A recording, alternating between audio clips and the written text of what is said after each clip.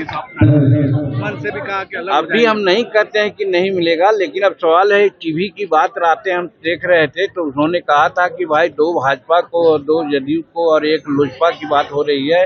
5 seat है, 7 seat में 5 seat है तो हो सकता है 5 सीट एनडीए को आवे।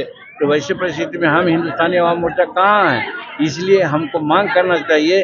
2024 के एमपी चुनाव में हमको कहा गया था कि 2 लोकसभा का सीट देंगे, अब 1 राज्यसभा का सीट देंगे।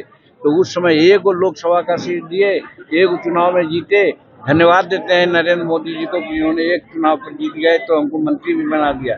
लेकिन आज राज्यसभा का सीट तो हमका ड्यू है 2024 के चुनाव, लोकसभा चुनाव के अनुसार ही।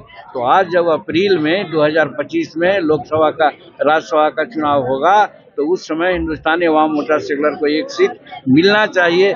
ये मेरी मांग है, ये हम अपने पदाधिकारियों को कह रहे थे, क्योंकि हम तो पार्टी में है नहीं।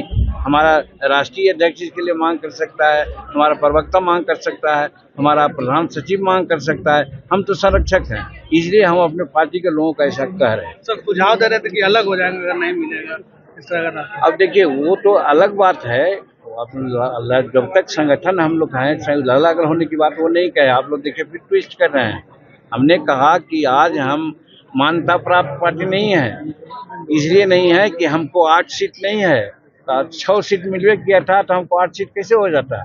तो हमको कम से कम 10 सीट मिलता तो 8 सीट जीतते तो हो जाता, और नहीं तो फिर हमको 50, 60 सीट, 100 सीट लड़ना चाहिए। और वहाँ लड़ेंगे तो हमको 6% सीट आ जाएगा, वोट आ जाएगा, हम मान्यता प्राप्त कर लेंगे। तो हम तो अपने पार्टी को मान्यता प्राप्त करने के लिए ऐसी बात कर रहे हैं।